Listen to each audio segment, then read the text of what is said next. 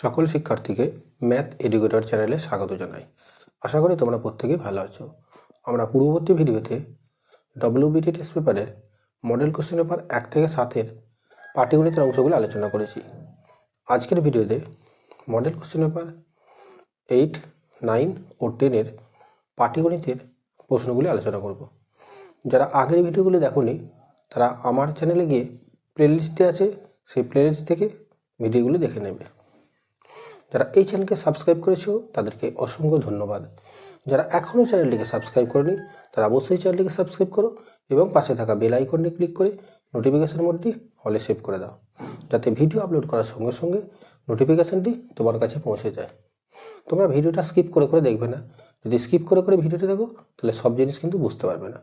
তাই চলো দেরি না করে ভিডিওটি শুরু করা যাক। এখন আমরা মডেল কোশ্চেন পেপার 8, যার পেজ নম্বর হচ্ছে 116, পাটিগণিতের অঙ্কগুলি আলোচনা করব। প্রথম প্রশ্ন, একের দাগের একেরটা। দেখো, একের দাগের একের প্রশ্ন কি বলেছে?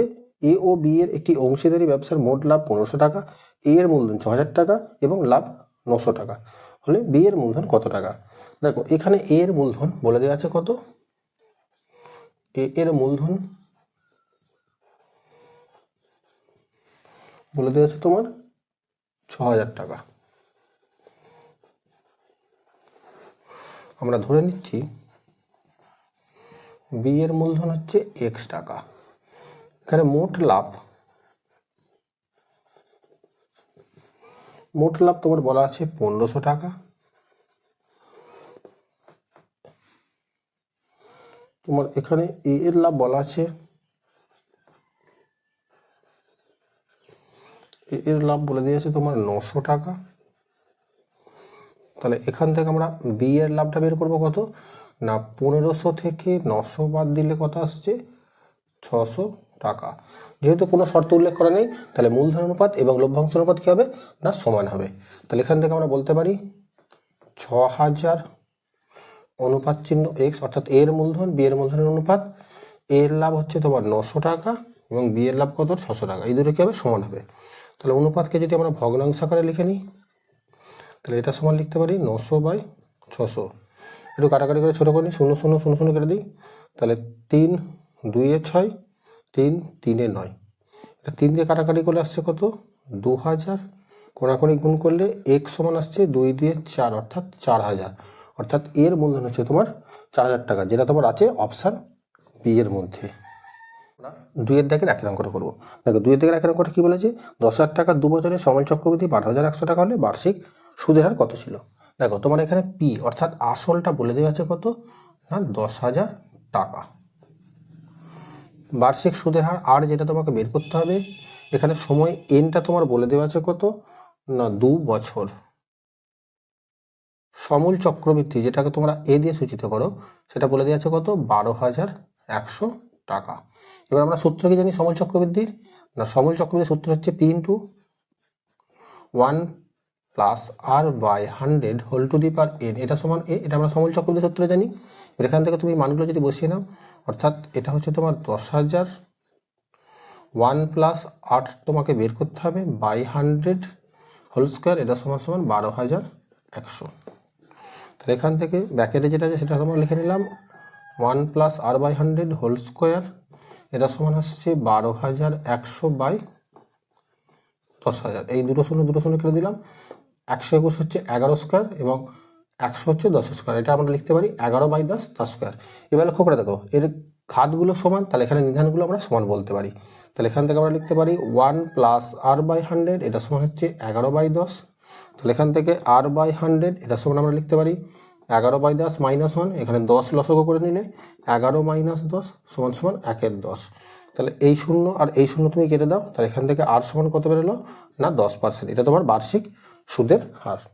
এবার আমরা 3 এর দাগের এক অঙ্ক করবো। দেখো, 3 এর দাগের এক অঙ্কটা কি বলেছে না, আসল ও শতকরা বার্ষিক সরল সুদের হার একই থাকলে মোট সুদ সময়ের সঙ্গে সরল সমানুপাতে থাকে। দেখো, আমরা সরল সুদের সূত্র কি জানি না, আই সমান PRT/100। এবার এখানে তোমার কি বলা আছে না, আসল ও শতকরা বার্ষিক সরল সুদের হার একই থাকলে। আসল অর্থাৎ পিটা ধ্রুবক রাশি তোমার বলা আছে এবং সরল সুদের হার অর্থাৎ 8টা ধ্রুবক বলা আছে। তাহলে এখান থেকে বলা হচ্ছে যে মোট সুদ সময়ের সঙ্গে সরল সমানুপাতে থাকে। তাহলে মোট সুদ আই এবং সময়টা দেখো সরল সমানুপাতে, যেটা তো ধ্রুবক রাশি, তাহলে আই এর মান বাড়লে টি এর মান বাড়বে এবং আই এর মান কমলে টি এর মান কমলে, তাহলে এই সম্পর্কটা কি বলা হয় না সরল সম্পর্ক। তাহলে এই বিবৃতিটা কি হবে না এই বিবৃতিটা হবে তোমার সত্য। এখন আমরা 4 থেকে 1 অঙ্কটা করবো। দেখো 4 থেকে 1 অঙ্কটা কি বলেছে না প্রতি বছর জনসংখ্যা R% বৃদ্ধি পেলে n বছর পর জনসংখ্যা হয় p। তাহলে n বছর পূর্বে জনসংখ্যা কত ছিল? তাহলে আমরা ধরে নিচ্ছি, ধরি n বছর পূর্বে জনসংখ্যা p, এটা সমান আমরা ধরে নিচ্ছি x জন। বার্ষিক জনসংখ্যা বৃদ্ধির হার, যেটাকে আমরা R% দিয়ে সূচিত করি, এটা বলে দেওয়া আছে তোমার R%। সময় এখানে তোমার এনই বলা আছে, অর্থাৎ n বছর পর জনসংখ্যা বলা আছে কত, n বছর পর জনসংখ্যা, যেটাকে আমরা এ দিয়ে সূচিত করেছি, এটা বলে দেওয়া আছে তোমার পি জন। তাহলে শর্তানুসারে আমরা লিখতে পারি কি না x into 1 plus R/100 whole to the power n, এটা সমান p। তাহলে এখান থেকে আমরা x এর মানটা বলতে পারি কত না p/1 plus R/100 whole to the power n, বা x সমান p, এটা ও যদি ওপরে ঘাতে চলে যায় তাহলে কি হবে, ঘাতটা এটা সূচকটা কি হয়ে যাবে মাইনাস হয়ে যাবে, অর্থাৎ n বছর পূর্বে জনসংখ্যা ছিল এতজন। অতএব n বছর পূর্বে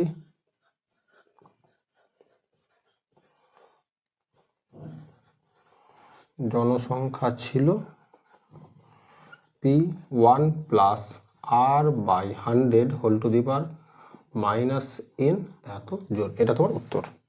এবার আমরা 4 থেকে 2 অঙ্কটা করবো। দেখো 4 থেকে 2 অঙ্কটা কি বলা আছে না একটি অংশীদার ব্যবসায় এ বি সি 3 বন্ধুর মূলধন অনুপাত 1/6 1/5 1/4। বছরের শেষে ব্যবসায় মোট লাভ 3700 টাকা হলে সি এর কত টাকা লাভ হয়েছিল? তাহলে এ বি সি এর মূলধনের অনুপাত, এটা তোমার বলা আছে 1/6 1/5 1/4। দেখো এগুলো ভগ্নাংশ আছে, এগুলোকে পূর্ণ সংখ্যায় পরিণত করার একটা নিয়ম আছে। সেটা কি করবে, নিচের হরগুলো লসাগু করে নেবে, অর্থাৎ 6 5 এবং 4 লসাগু করে নাও। তাহলে 2 3 6 2 2 4, তাহলে 5 2 10 3 30 2 60, অর্থাৎ লসাগুটা তোমার 60 এলো। প্রত্যেকটাকে তোমরা 60 দিয়ে গুণ করে নেবে।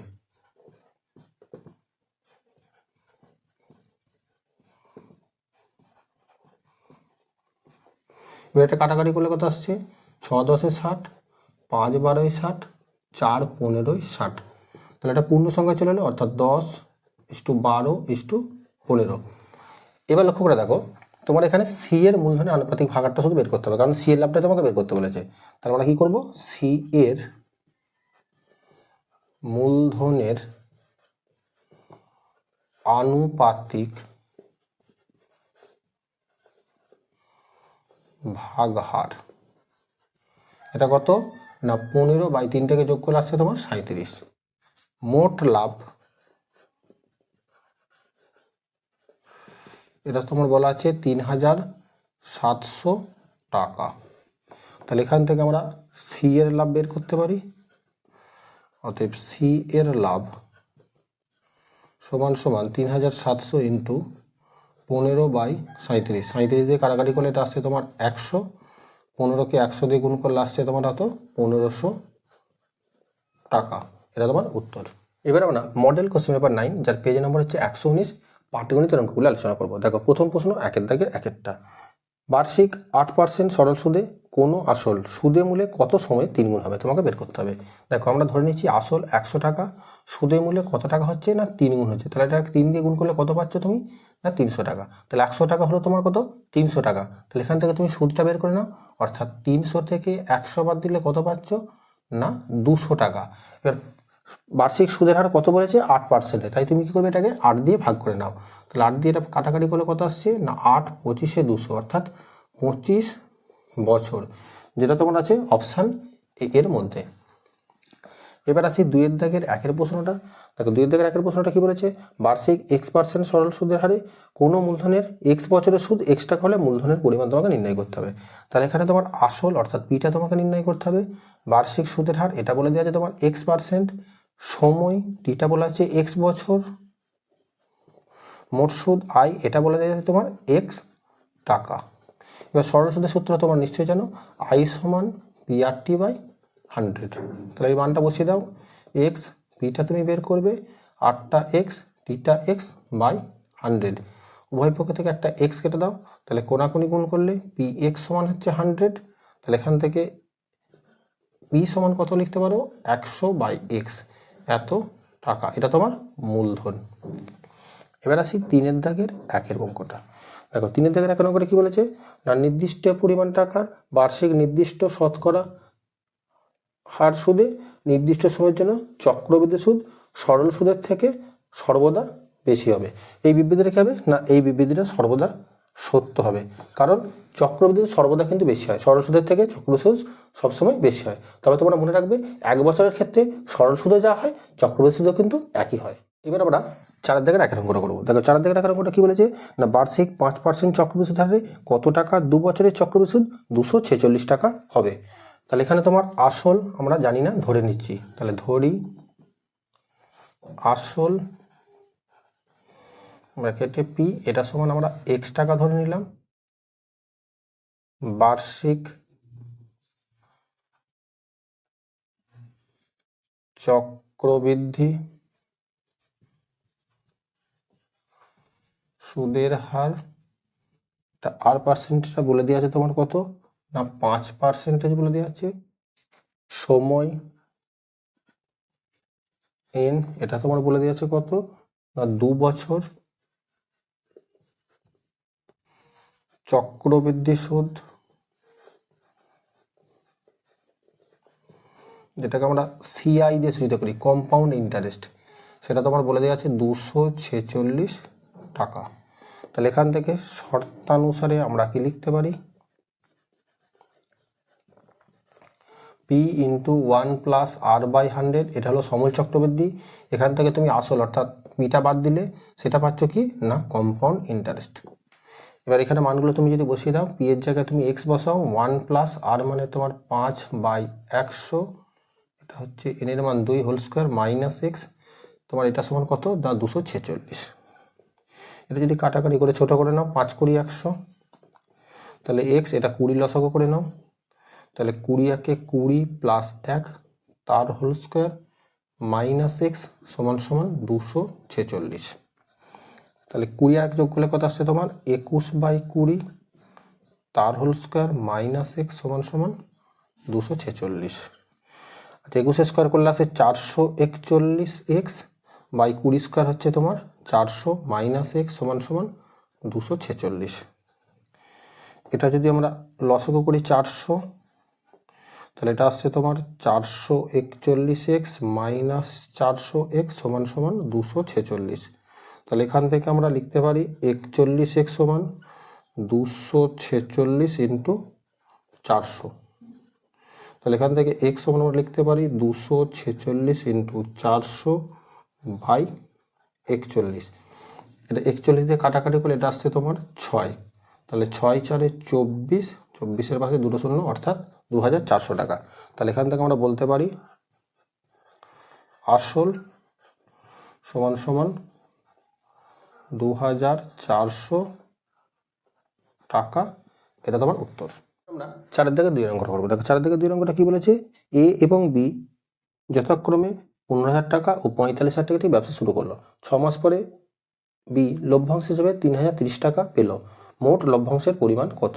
দেখো আমরা প্রথমে কি করব, এ ও বি এর মূলধনের অনুপাতটা বের করে নেব। তাহলে এ ও বি এর মূলধনের অনুপাত, এর মূলধন ছিল 15,000 টাকা, এবং বি এর মূলধন ছিল 45,000 টাকা।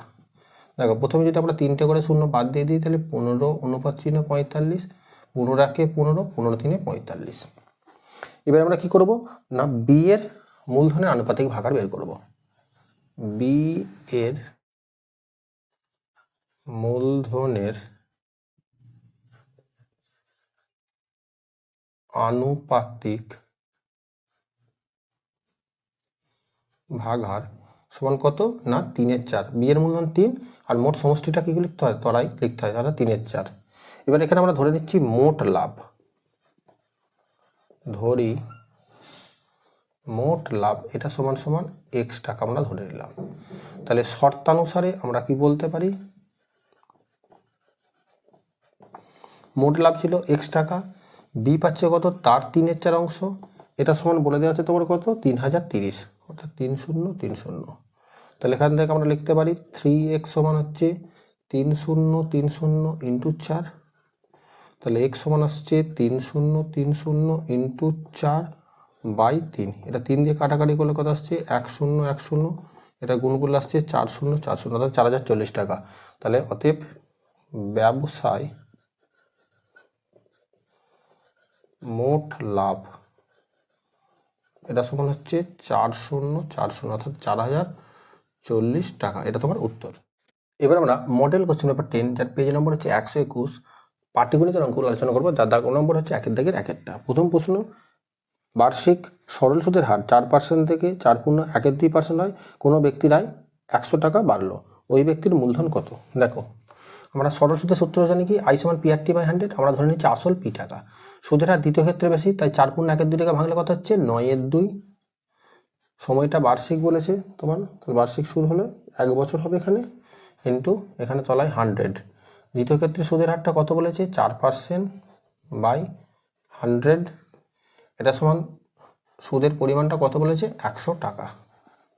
তাহলে এটা তোমার আসছে কত 9p/200, এটা আসছে তোমার 4p/100, এটা সমান তোমার আসছে 100, এটা 100 আর 200 লসক হচ্ছে তোমার 200, তাহলে এটা 9p, 4 দুগুণে 8p, এটা সমান সমান আসছে তোমার 100। তাহলে এখান থেকে p সমান বলতে পারি 100 ইন্টু 200, তাহলে এটা তোমার আসছে 20,000 টাকা, যেটা তোমার আছে অপশানে ভুল আছে, এটা তোমার অপশান বিটাই হবে, এটা একটা শূন্য বেশি দেওয়া আছে, এটা 20,000, এটা 2 লাখ করে দেওয়া আছে, এটা কিন্তু ভুল আছে অপশানটা, এটা 20,000 টাকা হবে। তাহলে প্রশ্নটা হয়তো ভুল আছে, তাহলে উত্তরটা এটা 1000 টাকা হলে তাহলে এটা 2 লাখ টাকা ঠিক আছে, কিন্তু এটা যদি তোমার 100 টাকা হয় তাহলে এটা 20,000 টাকা হবে, এটা প্রিন্টিং একটু মিস্টেক আছে। এবার আমরা 2 দাগের আকার অঙ্কটা করবো। দেখো 2 দাগের আকার অঙ্কটা কি বলেছে, বার্ষিক 10% সুদে ড্যাশ বছরে 100 টাকার সমূল চক্রবৃদ্ধি 121 টাকা হবে। তাহলে এখানে তোমার আসল অর্থাৎ পিটা বলে দেওয়া আছে কত 100 টাকা, বার্ষিক সুদের হার যেটা তোমার বলে দেওয়া আছে 10%, সময় n এটা তোমাকে বের করতে হবে, সমূল চক্রবৃদ্ধি যেটা তোমার বলে দেওয়া আছে কত 121 টাকা।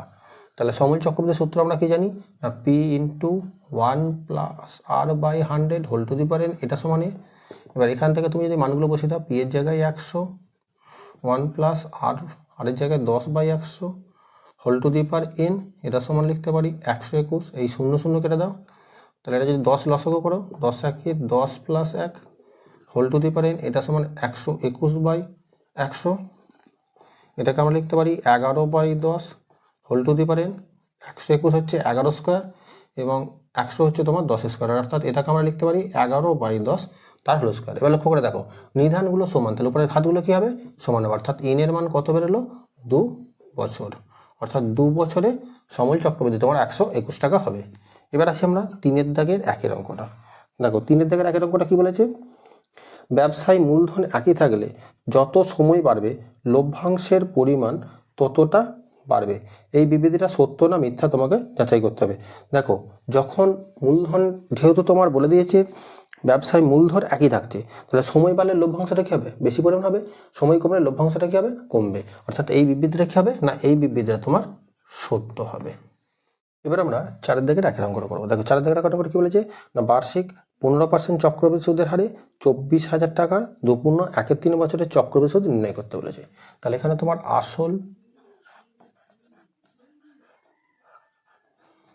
এটা পি সমান বলা আছে কত না 24,000 টাকা,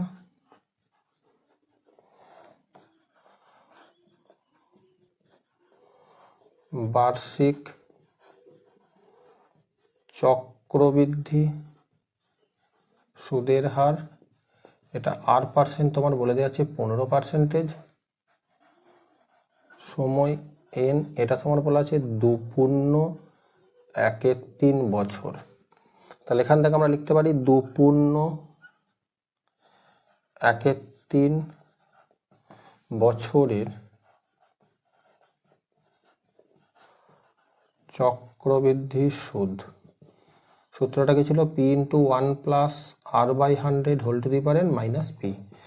এখানে পি এর মান কত বলে দেওয়া আছে তোমার 24,000, 1 প্লাস আর এর মান হচ্ছে 15/100।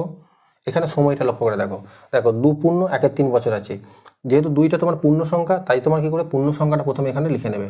অর্থাৎ এখানে তোমার 2 বছরের জন্য সুদটা কি হবে? চক্রবৃদ্ধি সুদের হারে সুদটা গণনা করাবে।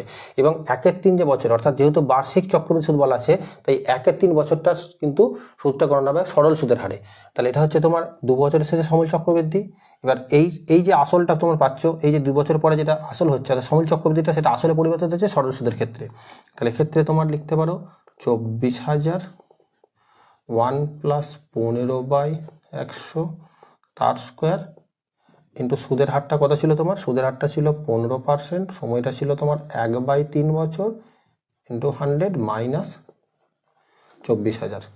এবার এটা ক্যালকুলেশন করে আসছে 5 3 15, 5 20 100, 5 3 15, 5 20 100, 3 5 15, 5 20 100। তাহলে এটা তোমার আসছে 24,000।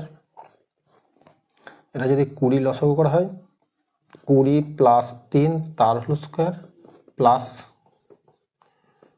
24,000। এটা 20 লসাগু করলে 20 প্লাস 3 তার হোল স্কোয়ার ইন্টু এটা 1/20 মাইনাস 24,000। তাহলে এটা তোমার আসছে 24,000, 20 আর 3 যোগ করলে আসছে 23/20। এটা যেহেতু হোল স্কোয়ার আছে তাহলে তোমরা দুবার লিখতে পারো, 23/20 প্লাস 24,000। এটা তোমরা লিখতে পারো 23/20 ইন্টু 1/20 মাইনাস 24,000। এবারে কাটাকাটি করে নাও, এই শূন্য এই শূন্য কাটো, এই শূন্য এই শূন্য কেটে দাও। 2 দিয়ে কাটাকাটি করলে এটা আসছে তোমার 120, এটা 2 দিয়ে কাটাকাটি করলে আসছে তোমার 60। এবার এই শূন্য এই শূন্য এই শূন্য, এই 3টে শূন্য তোমরা প্রথমে কেটে নাও। 2 12 24 হয়, 2 6 12 হয়, 2 3 6 হয়। এবার দেখো 23 গুণ করলে হচ্ছে 529, তাকে কত দিয়ে গুণ করবো? 60 দিয়ে। তাহলে 6 9 54, 4 5, 6 দিয়ে 12 5 17, 7 1, 6 5 30 আর 1 31। এটা আসলে তোমার 31,740। আচ্ছা 23 গুণ করলে আসছে 529, সেটাকে আমরা গুণ করবো 3 দিয়ে। 3 9 27 2 3 2 6 2 8, 3 5 15। এটা হলো তোমার 1587 মাইনাস অফ 24,000। এবার এটা তুমি যদি যোগ করে নাও কত আসছে? 7 8 আর 4 12 2 1 6 আর 7 13 3 1 2 আর 1 হচ্ছে তোমার 3 3 মাইনাস 24,000। এটা বিয়োগ করলে তোমার আসছে 7 2 3 4 13 9 13, অর্থাৎ 9,327 টাকা। এটা হচ্ছে তোমার 2.13 বছরের চক্রবৃদ্ধি। এটা তোমার উত্তর। 4 থেকে 2 অঙ্কটা করছি। দেখো 4 থেকে 2 অঙ্কটা কি বলেছে না, কোনো ব্যবসায় 3 বন্ধুর মূলধন অনুপাত 2:3:4, পরবর্তী বছরে তারা মূলধন যথাক্রমে 10%, 15%, 20% বৃদ্ধি করে। দ্বিতীয় বছরে শেষে তাদের প্রাপ্ত লভ্যাংশের অনুপাত কি হবে? 3 বন্ধুর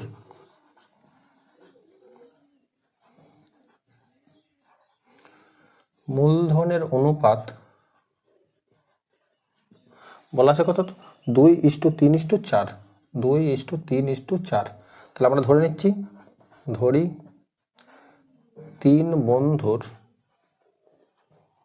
মূলধনের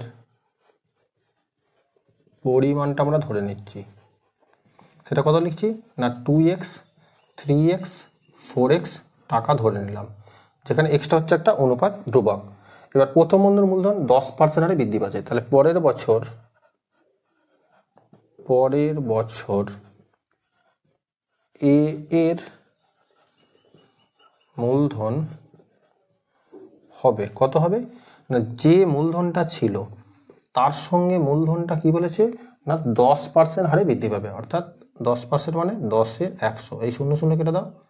তাহলে এখানে যদি আমরা 2 5-এ 10 করে নিলাম, তাহলে এখানে যদি আমরা 5 লসাগু করি, তাহলে 5 দুগুণে 10x প্লাস x সমান সমান 11x/5 এত টাকা। তাহলে পরের বছর বি এর মূলধন কত হবে, বি এর মূলধন ছিল তোমার 3x টাকা এবং বি এর মূলধন বৃদ্ধিপ্রাপ্ত হচ্ছে তোমার কত না 15%, তাহলে এটা আমরা লিখতে পারি 15/100। 5 দিয়ে কাটাকাটি করলে 5 3 15, 5 20 100। তাহলে এটা যদি আমরা 20 লসাগু করি, তাহলে 3 20 60 x প্লাস 3 3 9 60 8 9 যোগ করলে আসছে তোমার 69x/20 এত টাকা। তাহলে পরের বছর সি এর মূলধন কত হবে, সি এর মূলধন ছিল তোমার 4x টাকা এবং সি এর মূলধন বৃদ্ধিপ্রাপ্ত হচ্ছে কত পার্সেন্ট না 20%, তাহলে এটাকে লিখতে পারি আমরা 20/100। 0 0 2 5-এ 10, তাহলে এটা যদি 5 লসাগু করো 4 5-এ 20x প্লাস 4x, এটা সমান আসছে 24x/5 এত টাকা। তাহলে অতএব এ কমা বি কমা সি এর লভ্যাংশের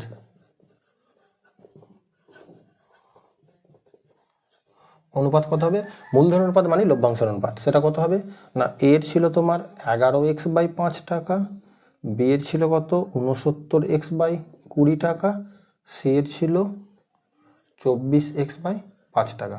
প্রত্যেকটা থেকে আমরা x গুলোকে বাদ দিয়ে দিতে পারি। এখানে দেখো 5 4-এ 20 হলো, এই 5টা তোমরা কেটে দাও, তো প্রত্যেকটা থেকে 5 দিয়ে ভাগ করো। যেহেতু এটা 4 আছে তাই 4 দিয়ে প্রত্যেকটাকে গুণ করতে হবে। 4 11 44, এটা আসছে 69, 4 24-এ 96, এটা তোমার হচ্ছে লভ্যাংশের অনুপাত। WBT টেস্ট পেপারের বাকি অংশগুলো সমাধান পেতে এখনই চ্যানেলটিকে সাবস্ক্রাইব করো এবং পাশে থাকা বেল আইকনটি ক্লিক করে নোটিফিকেশন মোডটি অলে সেভ করে দাও, যাতে ভিডিও আপলোড করার সঙ্গে সঙ্গে নোটিফিকেশনটি তোমার কাছে পৌঁছে যায়। যারা এই চ্যানেলকে সাবস্ক্রাইব করেছো তাদেরকে অসংখ্য ধন্যবাদ। তোমাদের দীর্ঘোত্তরের প্রশ্নে যদি কারো কোনো সমস্যা থাকে অবশ্যই আমার কমেন্ট বক্সে জানাবে, আমি পরবর্তী ক্ষেত্রে দীর্ঘোত্তরের প্রশ্নগুলো নিয়ে আরেকটি ভিডিও আপলোড করব। তাই ভিডিওটি শেষ পর্যন্ত দেখার জন্য ধন্যবাদ। দেখা হচ্ছে পরবর্তী ভিডিওতে।